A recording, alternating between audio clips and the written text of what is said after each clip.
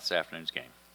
Yeah, Baylor's really good, and they're extremely difficult to guard. They have great perimeters, huge inside presence that keeps coming at you. And in order to beat them, we wanted to really try to take away as many transition baskets as possible. We wanted to take as many second chance shots away as possible, and we knew we needed to shoot it really well from three. At the time we were in the game, we were shooting a pretty good percentage and battling with them on the boards, and definitely got away from us just not being able to score the basketball. And again, they make it difficult to get to the rim, so you got to be able to shoot it from three and score from the perimeter. Okay, questions for our student athletes. We'll start on the aisle on the right side. David Gay from the Daily Toreador. Zuri, you led rebounding again today. How did that affect the whole team's game today? Coach really emphasizes on crashing the boards. She likes us to play our roles, and that's something that she really gets on to me about. We usually try to get as many people on the boards as possible, and that was just my perspective of the game going in. And I was doing that, and I was lucky to get the ball in my hands and being able to push it out and get it to my teammates. Question on the front.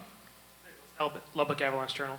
Yvonne, what did they kind of do or what did the Baylor do to kind of limit y'all from the perimeter today?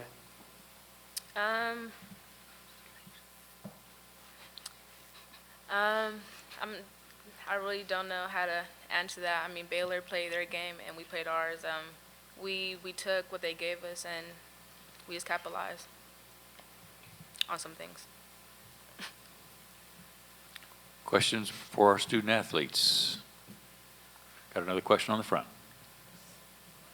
Zuri, can you talk about your last 5 games of the season since Coach would kind of put you in the starting lineup?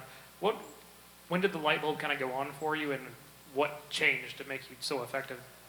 I would say the K-State game is what really changed things around. I'm used to running the floor in transition, and I was doing that during that game, and I was also getting on the boards crashing, and I was lucky enough to be able to do the things that I'm really strong at. So with being able to show that to not only my coach but my teammates and showing my strengths, my coach was able to believe in me, and that's something that I really looked forward to doing in every other game after that. Anything further for our student athletes? Okay, ladies, we're going to let you go back to the locker room. Thank you very much. Thank you. Be careful.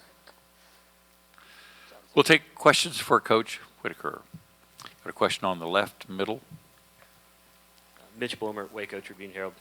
Coach, now you've seen Kalani Brown 3 times this year in her freshman year. What kind of player do you feel like they have in terms of a prospect to be a great player at center?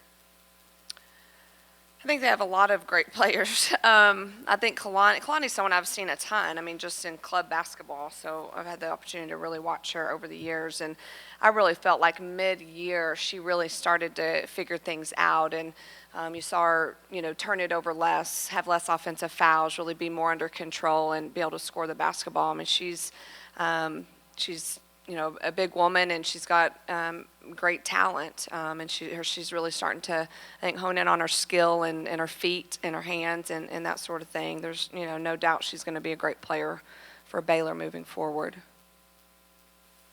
Question on the front.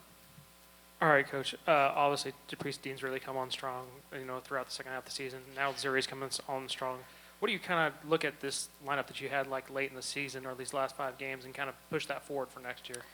Yeah, that's that really became our focus, was how can our young kids get better? How can they get more experience? How can we get a lot of value out of this rough season? And we couldn't ask for more from our 2 freshmen and the kind of year they had and how they finished. And I think they've both learned a lot, and you learn the most from getting to experience it. And when you can go to when you can come to Texas Tech and get in as a freshman and get the valuable minutes and experience, they're just going to be that much better moving forward. So excited about them and their future, and obviously the cast we'll have around them next year.